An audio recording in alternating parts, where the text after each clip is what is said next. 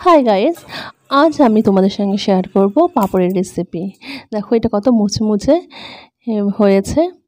এটা খেতে কিন্তু দুর্দান্ত হয়েছে, খেতে কিন্তু ভীষণ ক্রিসমি এবং টেস্টি হয়েছে।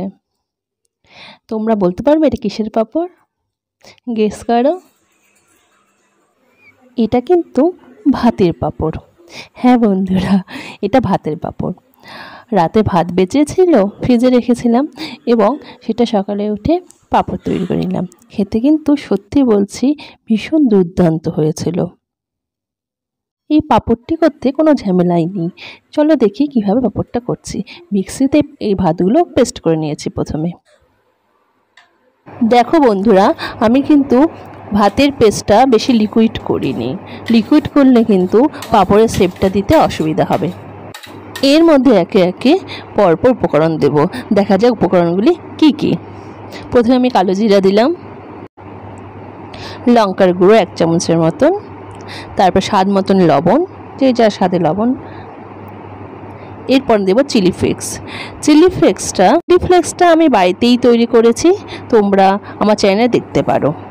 এরপরে কিছুটা পরিমাণ খাবার সোডা দিয়ে আমি ভালো মতো এখানে মিশিয়ে নেব। খুব ভালো মতো এখানে মেশাতে হবে। এরপর একটি থালার মধ্যে কয়েক ফোঁটা তেল মাখিয়ে নেব। এর কারণ পাঁপড়গুলি শুকিয়ে যাওয়ার পর সহজেই উঠে আসবে। এইবারে তোমরা তোমাদের ইচ্ছে মতন শেপ দিয়ে পাঁপড় দিতে পারো। আমি দেখো এখানে বড়ির মতন শেপ দিয়ে দিচ্ছি।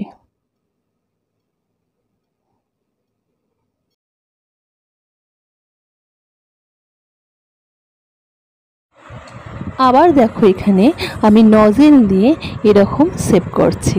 তোমরা চাইলে বিভিন্ন প্রকারের শেপ দিতে পারো তোমাদের ইচ্ছে মতো।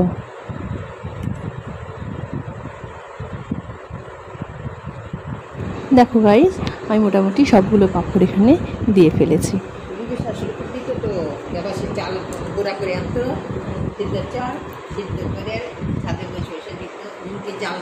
এরপর আমি পাঁপড়গুলোকে রোদে দিয়ে দিয়েছি।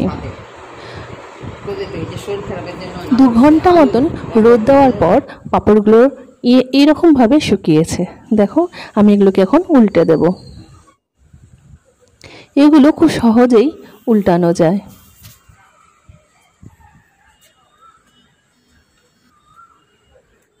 পাঁপড়গুলি উল্টিয়ে দিয়ে আমি আরও কিছুক্ষণ কিন্তু শুকিয়ে নেব। একদিনে যদি তোমরা শুকিয়ে নিতে পারো তাহলে পাঁপড়গুলো খুব ভালো হয়। আর এখন যা তাপ, একদিনেই শুকিয়ে গেছে। দেখো পাঁপড়গুলো একদম ভালো মতো শুকিয়ে গেছে। কয়েকটা ভেজে দেখছি কেমন হলো। প্রথমে কড়াইয়ে আমি তেল গরম করে নিয়েছি। তারপর তেলটা ভালো মতন গরম হয়ে গেলে কিন্তু গ্যাসটা আমি বন্ধ করে দিয়েছি। দিয়ে এই পাঁপড়গুলো ভাজছি।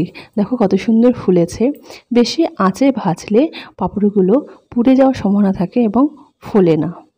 সত্যি কথা বলতে কি, পাঁপড়গুলো দেখতে যেমন সুন্দর হয়েছে, খেতেও কিন্তু খুব ভালো হয়েছে, মুচমুচে হয়েছে। তো তোমাদের এই রকম ভিডিও ভালো লাগলে আমার চ্যানেলটা অবশ্যই সাবস্ক্রাইব করে দেবে। ঠিক আছে, বাই বাই। আজকে এতটুকুই। এরপরে আরও নতুন রেসিপি তোমাদের সঙ্গে শেয়ার করব। আসতে হবে। টাটা।